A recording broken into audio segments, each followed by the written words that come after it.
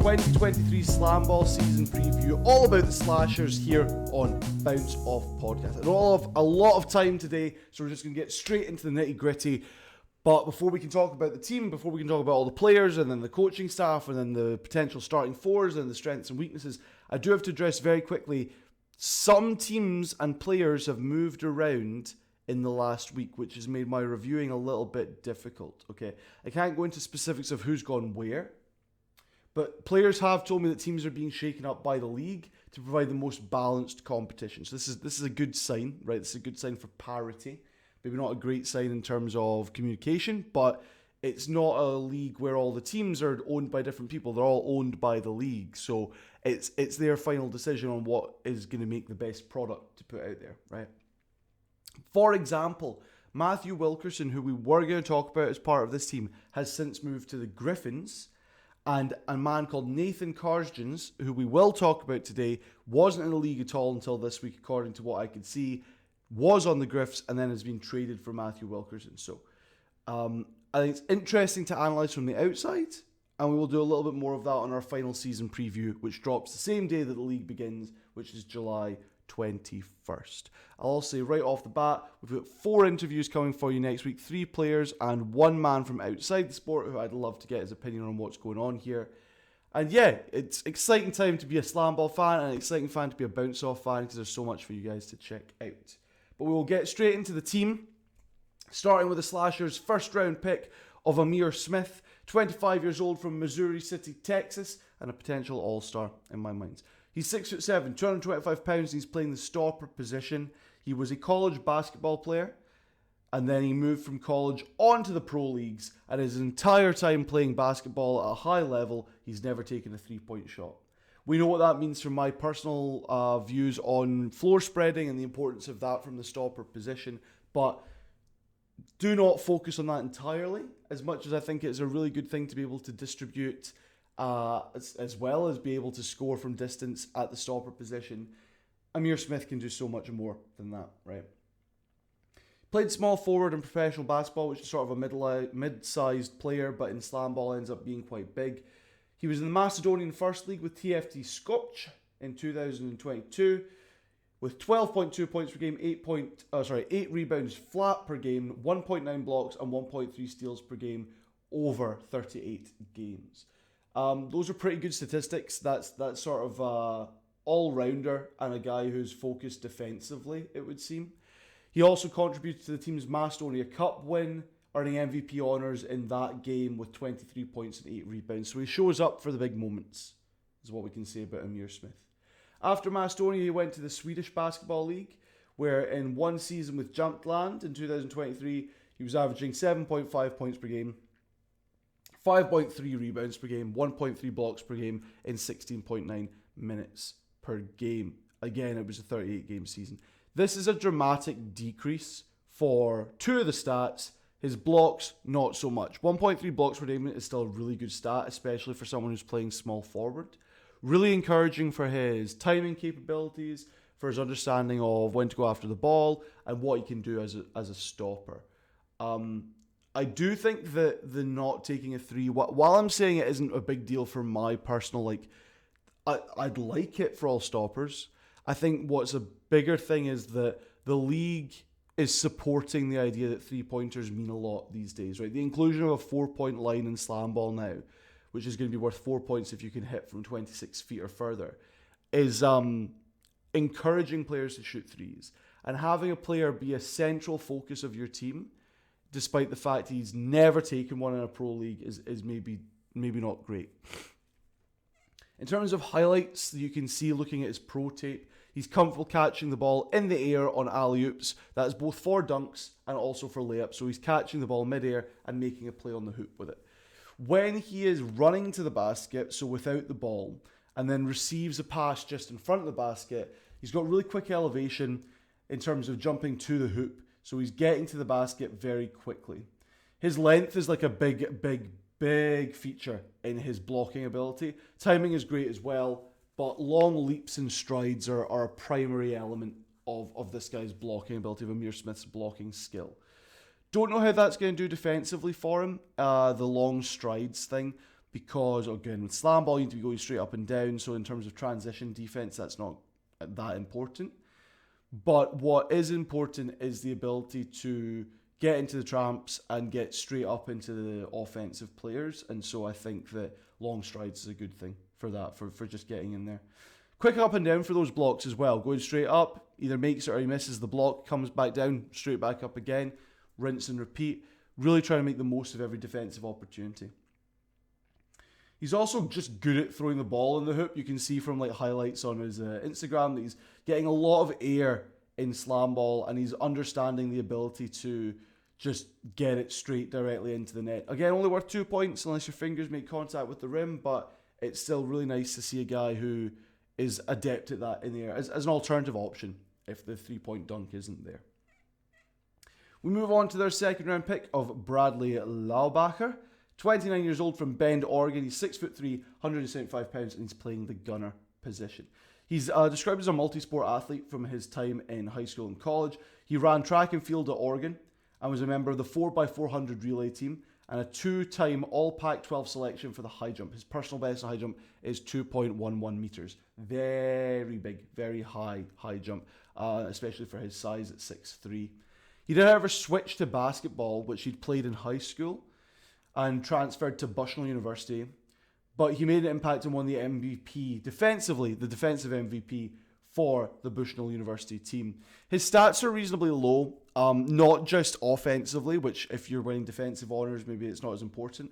But the defensive stats aren't stunning either, but there is something to think about when we're talking about it. So he had 3.7 points per game, 1 assist, 2.6 rebounds, shot 63% from around the basket and 50% from 3-point range, but that was only 4 shots out of 8, right?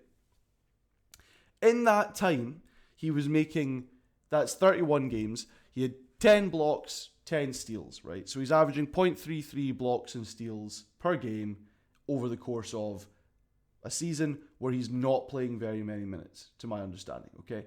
Stats also don't show certain defensive elements like bothering shots or getting in the passing lanes, just generally being a nuisance, forcing your guy to pick up his dribble, forcing your guy to make a pass instead of trying to score on his own. Basically just denying the person you're marking the ability to score a basket. And that's something that you just don't see in a box score. So it could be that that's what Bradley Laubacher is really good at, and that's going to be a really positive thing for him at the gunner position to defend the tramps more than anything else and stop players from getting in and causing trouble for his stopper. If we look at the high school highlights that he's got from his time playing basketball, really good leaping ability, really good drive and drop, and by that I'm talking about going into the basket, jumping into the air, and then seeing that there's a guy nearer the basket that no one's around and he can get the ball to them. He's able to make that sort of play while in the air and also drive, stop, see that player and their openness and make the pass as well. That just shows good attentiveness on the offensive end, both for where the defense is, but also where your players are, where your teammates are going to be. He really is comfortable with those passes. It's difficult to go off of high school clips, especially from years ago, but the passing ability that he showed, that he displayed was really impressive for a high school level talent. All over the court, transition, half court, close to the basket, just sort of understanding where to put the ball best for his teammates was really something that made me jealous of how I'd played in high school. So that's a really good sign for Laubacher in terms of distribution, but he is playing gunner, not handler, so it's less of a concern. The thing is, in the SlamBall highlights that he's uploading to Instagram, he is proud of that as well, especially those passes in the air, which he seems to be able to translate from the basketball floor into SlamBall. Some other things that you notice on those highlights from high school: a willingness to take contact and still finish at the rim. That means getting hit by defensive players and still being able to score. That's both with just general layups, but also floaters as you're coming to the basket. Sort of just throwing the ball into the air, timing it perfectly so that it comes down through the hoop. Not a shooter. Not something that he wants to be doing, but that distribution is really good. He's really comfortable as well. A big thing for me, especially someone looking at high school, he's doing a lot of hesitation dribbles. He's dribbling and then he fakes just with his body and then goes the same direction he was dribbling. That plus all the passing that I was talking about, he's comfortable doing both of those with both hands. So he can pass, he can dribble left and right. That's going to be really good for just coming up the floor, and again, really good for making plays on the offensive end in SlamBall. Again, comfortable making assists in the air, comfortable getting to the hoop from distance, sort of just hopping from the front tramp and getting directly to the basket, but can also block at the rim with like, if he and the offensive player are both at the same same jumping ability, Bradley Laubacher, really good at getting the blocks. We then have Alonzo Scott Jr., who turns 26 today that this episode comes out, from Waverly, West Virginia. Happy birthday, Alonzo. Happy birthday, Zoe. He's 6'4", 220 pounds, and he is playing the gunner role. In terms of his high school highlights of playing basketball, it was 17.9 points per game and 6.5 rebounds per game, hitting 58% field goal in his senior year. We're talking about big elevation and quick when he needs to get to the basket. So just straight up and down, fast before anyone can get in his way. It seems like jumping ability is going to be something that's really important to SlamBall if they can understand the mechanics of how the trampolines work. When you look at this guy's dunking highlight reel, he's someone that the league's touting as a pro dunker. In terms of just basketball highlights that he's uploading to social media, uploading to YouTube, his movement in the air is really good. His ability to make a play on the basket when he's maybe not in the right position is really good. And he's really comfortable dribbling the ball in all situations. So again, two gunners who you're comfortable with just taking the ball up and sort of not worrying about just going straight to the basket. Like, these guys can also facilitate a little bit. This is a nice sign. In terms of those dunks we were talking about, again, he's a dunk machine. He's a dunking maestro. He is the international dunk champion. Easy elevation from standing. That's without any sort of run up. He just gets ridiculous height, and that gets even more ridiculous with a run up.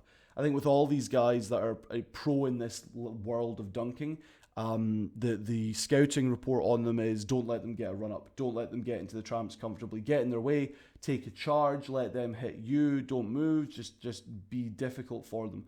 And I think that's going to be a big thing to stop this guy, because it's just insane if he gets a run up. He is very comfortable finishing dunks with both the right and the left hand, encouraging for getting around stoppers in the air who maybe get right up and into him. In terms of the SlamBall highlights that he's uploading onto Instagram and whatnot, crazy stuff that he can do. 360 degree spin behind the back, horizontal finish at the rim, really good. Things can get crazy while he gets his legs taken out from underneath him. Like, he's still able to finish like mad, which is good. And he's aggressive when he's hitting that rim. It's not just, I'm going to do something flashy. It's, if I'm not doing something flashy, I'm putting this on your head and it's going to be harsh and I'm going to do a lot of damage, which I like. He throws his whole body into it, nice torque. He's got maybe a dunk that would be, if it was in a game, my favorite dunk I've ever seen, which is like his full body cocks back and he's just yamming it in, which exciting if he can pull that off in game.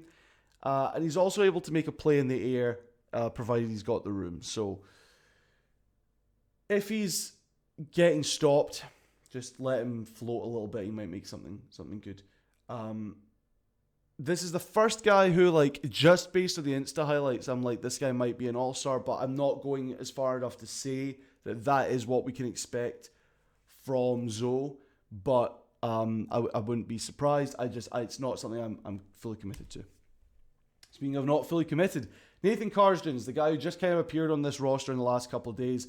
They've got a week of training camp left. Let's see what he can do with the team. But this is what I can find just looking through his social media and who I believe to be the Nathan Karsjens we're talking about. Okay, 24 years old from Ackley, Iowa, 6'6", 240 pounds. He is their secondary stopper. In high school, he earned 4 varsity football letters and 4 varsity letters in basketball, including 3 years track, and he also lettered in his junior year for baseball. So multidisciplinary, multi-sport athlete, a big thing in SlamBall is guys who can do it all. He also earned all-district honours all 4 years he was playing football, and twice he was the first team All-District for football. So this is a guy who in his region, in Iowa, is a good football player. He was playing QB in high school. He then moved to tight end while at Western Illinois University for 3 years. Main jobs, protecting the quarterback, occasionally making catches, and in his best season, 5 receptions, averaging 13.6 yards per game. That was the highest of his college career, but he was again primarily defending the QB. Looking at the clips you can find of him playing football, not a lot of speed. Is that important as a backup stopper? Not necessarily. Maybe you're making some plays offensively, but primarily you're waiting under the basket for people to come to you and trying to make a stop on it. So I'm not sure that like a low speed rating would matter. Catching, really, really good. He can make uncomfortable catches. He obviously was playing tight end, having to catch from the QB, not getting as much of a run as the wide receivers, sort of a little bit further back, so the passes are coming closer, but it's a little bit more awkward in terms of turning and catching and watching for defenders coming at you. So he can make the uncomfortable catch, he can make a catch with one hand, he can make catches coming over his shoulder, he can make all these things while still paying attention to where he's got to be, where the end zone is. He also played what's called long snapper, so that's when you're needing to make a snap of the ball to set up kicking opportunities for the team, but it needs to be for distance. And what you notice when you look at the training for long snapper is that players who are doing that, and specifically the training that Nathan Karsjens is going through, is all about I've written the word down, so I need to read it because I've forgotten it in my head. It's precision, right? Which shows a great aptitude for precision and where to put the ball. That could be excellent for his distribution ability. Really excited to see what that can do. I think that's good from my personal standpoint of I like stoppers that can distribute. Again, I had no idea what this guy can shoot from 3. I couldn't find his high school basketball stats. But if he can't shoot, then that's a liability for this team. But he's not the only guy that's causing that. But if he can pass, that's at least a string to his bow for spreading the floor as a stopper. He's comfortable with contact. You'd expect that from a football player. And when he's got a run up, it took 3 guys to sort of slow him down and stop him while playing football. So you can take that into SlamBall in terms of just if you've not got your own positioning, right? So defensively, if you're not moving and the offensive player runs into you, that's a foul on their part, right? But if you don't have your positioning down so that you're ready and waiting for them to hit you, this guy is just going to truck you out of the way and get straight into the trampolines. And then he might be able to make a play, he might be able to make a pass. We'll have to wait and see. One of the quotes from an interview he did was that no one with my size can do the things that I can do. That I'm not so sure about. I think there's a couple players in this league who would beg to differ. But the second half of that sentence is, or are willing to do for my team and organization. I really like that. I really like his commitment to wherever he's playing, and hopefully that translates to his time here with the Slashers. We move on to Naradane James, 26 from Kalamazoo, Michigan. If I've pronounced any of that wrong, my bad, man. He's 6'6", 195 pounds. He's playing gunner. For Cal State of San Bernardino in 2019, he was averaging 11.4 points per game, 2.1 assists, which is reasonably high, and 5.2 rebounds per game, plus a steal per game. That's on 52% from the field, 38% shooting from 3-point range. And this is a reasonable sample size, not as big as some players in the league, not as low as others. 22 out of 58 shots, not bad shooting. This was the last time he was given a huge opportunity in college. That sort of went away as the years went on. Take from that what you will, but the numbers when he's given an opportunity are at least good. And everyone's going to get a chance to play in SlamBall. We've got rolling subs, baby, and you just need to make sure everyone's feeling fresh. Looking at the college highlight mix, though, a lot of big putback dunks, a lot of going up as the ball's been missed and just making a play in the air and slamming it back in. A lot of dunking it and just great physicality generally. With that being said, he is very comfortable shooting threes off the dribble and doing catch and shoot threes. Not only is he comfortable with it, but the form's so good on catch and shoot threes, and a lot of his team's plays, at least by the looks of things, are being run to get him in that position for an open 3-point shot so he can knock it down. So he's trusted to be taking and making those shots at a high level. Okay, So this is a really good sign for spreading the floor for the slashers in a team that I think lacks a little bit of that three-point versatility. Nathan James, he's going to bring it for them, okay? He's also comfortable dunking just generally. It's not like he goes up there and he's looking crazy. He goes up there and it looks comfortable. We like what we see from Nathan James in the air.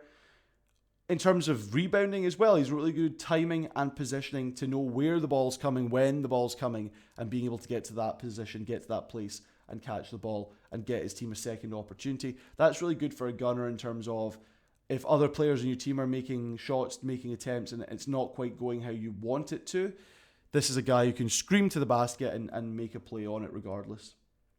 He can also make the right pass to the right man in the right space. Space?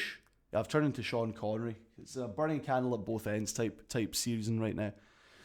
That's especially on drop-off passes. So that's, again, we were talking about that earlier with Laubacher. It's you're going towards the basket. Defense comes to you. There's an offensive player under the basket. Make that pass. Just know that there's an open guy who's got a better position, who's going to make a play. Be comfortable in your teammates. And Nathan James has shown that. So it's, again, a little bit of good spacing. In terms of the SlamBall clips that he's posted, really good timing on entering the bottom tramp to avoid the stopper. We're talking about he's being coached specifically to attack side on, to come from the side tramps into the bottom one and then make a big leap at the basket. And he's really good at timing that run so that the stopper's in a compromising position, and it makes it easier for him to score. That's with the ball entering the tramps, and that's also receiving the ball while he's going between tramps, which shows versatility. Shows he can make a play on his own, but he can also rely on his teammates. It's also just a good insight to how gunners are being coached to approach the game in the half-court setting, which is side on and making plays on the basket, just with movement, which is an interesting thing to see. So Nathan James, a little bit of distribution ability. Mostly I'm interested in his three-point shooting and his understanding of how to get around the stopper. This guy's going to be a scoring threat for sure.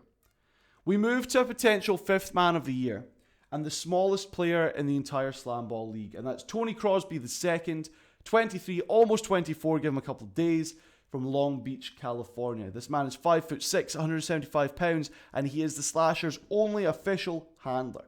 I do not think he will be their starting handler. I think a lot of players are being coached into different positions, and we'll get into who I think will be taking that role momentarily. But he is my super sub for this team, okay? He's the shortest player in the league. He's one of the lightest, only handler on this roster, and his background is in track and field athletics. That being said, the field that he's doing is multiple different kinds of jumps. This guy was a big-time college threat for both high jump and long jump. So this guy's got springs for legs, and it definitely comes across when he's playing SlamBall. Okay, he's translated post-college into being a pro dunker, like crazy height on the trampolines. Equally crazy, like flat-footed, coming just on regular court, okay? In 2021, he took his dunking career to new heights with the Key 54 tournament in Paris, which is an annual streetball, like, mega tournament that gets sponsored by Jordan Brand. And at that tournament, he won their dunk contest, which is like one of the premier dunk contests in the international calendar for this sort of thing, okay? He's already shown in highlights on socials, he can do a quadruple through the legs dunk. So that's left, right, left, right, left, right. Yam! That's really nice to see, okay? He's already drawing comparisons from me, from teammates, from the league, to Sean Inches Jackson of the Mob. If you look back at Inches' time playing SlamBall, this guy is like that, but with so much more height. So we're excited to see what he can do. Bryce Moraine, the guy who's being touted as like the next big thing in this sport, he said that Tony Crosby II is a guy to watch out for. Two times. You've got to just keep an eye on him. You know, the height and the drive and the athleticism, it's something that's going to be nasty. He's definitely out there for highlights, but when you look at what he can do, it's not just highlight plays. So he can slip past defenders really easily with his size. Okay, he's able to sort of maneuver his way around them, get into the tramps without them stopping him because he's a little bit smaller. And because of the height that he gets on jumps, if a stopper's not paying attention, if they're more worried about the gunners, and you have this guy charging at you, coming from the front trampoline, that's going to be a big time threat. That punishes a lazy stopper who's not paying attention, and that could get Tony Crosby II a lot of points in and around the rim. Okay, but like I said, he's not just there to do crazy athletic high-flying moves. The highlights he's got on his socials are making me go, dude, like unconsciously just reacting like that. And it's not because of the dunks. It's because he's got an insane understanding of how to use the tramps to his advantage. That's when to dribble in what space. That's when to go to the island. That's when to make a pass to a teammate. That's when to go in zone because the stopper's paying too much attention to the gunners. It's really exciting to see. It was specifically from a training session he was posting where they weren't allowed to use the side tramps or the top tramp, I believe. So it was, you couldn't attack from there. You could bounce on them to get to the island, but it was a lot more about playmaking and getting guys into position, the bottom tramp, to really bother the stopper. And it just looked like he was eating up the defense because this guy's understanding of how to use the ball and the tramps was just exciting to see. Really gave me like flashbacks to Noah Baloo and his time in China. And we'll just see if that can be what Tony Crosby II can become. But that's why I've got him touted as like potential fifth man of the year, because I just like his distribution ability. It's really, really exciting to see. We move on to the last pick that the Slashers made, which is Brian Gentry, 24, from Winston-Salem, North Carolina. 6'2", 220 pounds. He's playing stopper. He's short for this position, but he's weighty, right? This is another guy who's maybe a bit smaller than desired for his position, but he does have like a good track record in sports, right? Gentry left his mark as he obtained All-State, All-Conference, and All-Northwest honors while in high school, ultimately receiving 15 college offers, right? His numbers went down over his time when he joined Morgan State as a wide receiver. His peak was in 2017, where he made 16.3 yards per carry in 11 games, right? A lot of this stuff is getting thrown the ball, having ran past the defense, and continuing to just bolt for the end zone. And that's kind of encouraging in terms of just his ability to get around the floor. But again, as stopper, how much do you want speed like that, you know? Wouldn't you much rather size? But if he's being played here at the stopper position, who am I to argue? Let's see what he can do on the floor. How often I'm hearing that stoppers are also training in the gunner role. Brian Gentry is a guy coming on to play gunner to give other players rest while you continue to let your first round pick in Amir Smith run that position for the whole game. Wouldn't surprise me. He moved after his time at Morgan State to Fayetteville State University for a single year, and in that time his numbers jumped back up again. We're talking 15.3 yards per carry in 5 games for the team. When you use him, the guy's going to get yardage for you, okay? But that's if the team is making him a part of the offense. Is he going to be a part of the offense for this team? Probably. Would I like to see him be a lot bigger part of the defense as a backup stopper? Definitely. I like that his personal mantra is never back down. I think that's going to do really good taking contact, making contact at the stopper position, and just going up on the trampolines, man. Never back down. We move on to the coaching staff of the Slashers. Their head coach is the Dr. J. Julius Irving of SlamBall's history. Head coach Stan Shakes Fletcher. I couldn't have said that any weirder, could I? Sorry, Coach Stan. He is considered one of the biggest stars that the league has ever had.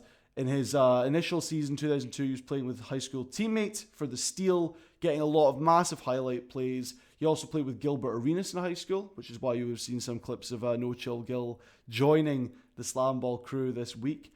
As well as being head coach of the Slashers, he is the league's vice president of competitions and player relations. So this guy is going to be a good people person. This guy is going to be all about his team and making sure that they are comfortable and like explaining the concepts to them and saying, here's how I would do it. Here's what you need to know. Here's what you need to understand from a pro, the most pro you can get in SlamBall.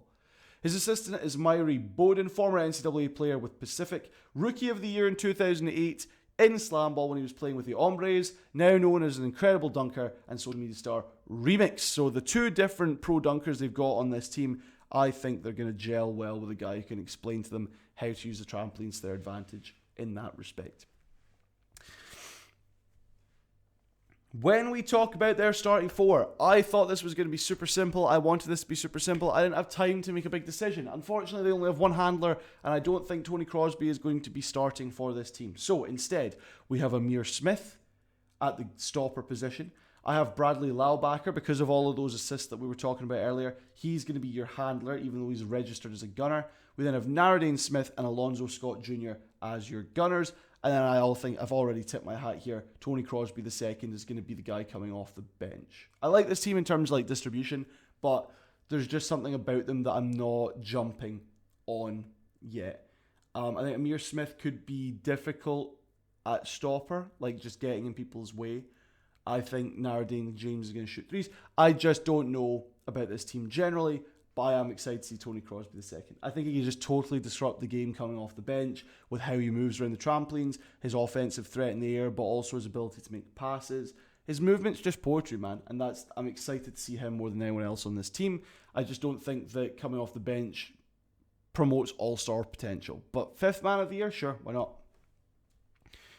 When we're talking about weaknesses for the Slashers, only one standard handler, only one guy registered as handler, only a couple guys that have like experience in distributing the ball. And that one handler is not one of those guys. Tony Crosby II, is not a distribution guy. The clips that I'm talking very highly of show that he has that capability, but there's no stats to back it up. So I don't know what to expect from that position. I think that Nathan Karsjens, as his time as a high school QB, might be quite nice at distributing the ball, but he's, again, playing stopper. Do you really want that to be the position that's best at distributing? Is Laubacher, is he going to be the guy that can make a play for your team offensively when he's not the one that's meant to be scoring? Am I just pie in the sky with that hope and that prediction? We will see.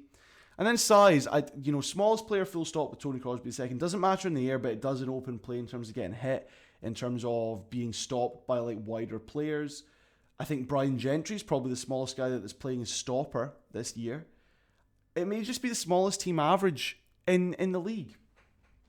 And that doesn't fill me with confidence, unfortunately. But what it does fill me with is the overwhelming sense that the Slashers need to prove me wrong and prove size comparisons wrong as well. In terms of their strengths, floor spreading. Again, they've been coached clearly to attack from the wings, which is a really good opportunity for players who can shoot the three, like James and potentially Laubacher, to do that from the wings when they're playing gunner, but also charge to the basket. And I don't know if that's standard to be coached in that way. I'm sure it is for most gunners, but I just like that they're clearly spreading it in a way that shots can be made, but drives to the basket can also be made easily. And player of the island, I think Crosby II really impressed me. I think Laubacher's high school mixtape with those incredible passes and what seems to be a leader and coach mentality that you see on Instagram, that might translate well to just really good play in and around the trampolines, on the island, and really close to the basket, which is something I haven't said about any other team thus far. So that's a very big positive, a very big strength for the Slashers. And that's been our very quick preview of the 2023 season for the Slashers and SlamBall, the 2023 summer season in Vegas. I'm definitely going Sean Connery, man. It's actually kind of scary what's happening right now. But we move on. This has been a very quick one just because burning the candle at both ends over here, guys. But I want to make sure that someone is here explaining the big ups and the shallow downs for every team this season. So let me know if you're supporting the Slashers. Let me know what you think of the preview so far. Let me know on Twitter at Quantum Roberts. Let's just hang out and talk SlamBall. That's the most exciting part. We've got another preview coming on Monday. That's going to be our last one of any of the teams, but we do have an interview coming this Sunday with Connor Hollenbeck of the Griffins, and we're going to have 2 other interviews coming from players in the league next week, and also an interview with someone in the world of betting. Then we've got our whole season preview a week today when the league starts, guys. Oh my god, this is actually worryingly so very close. Okay, let's go. I'm excited. Are you excited? Let's be excited. Let's go.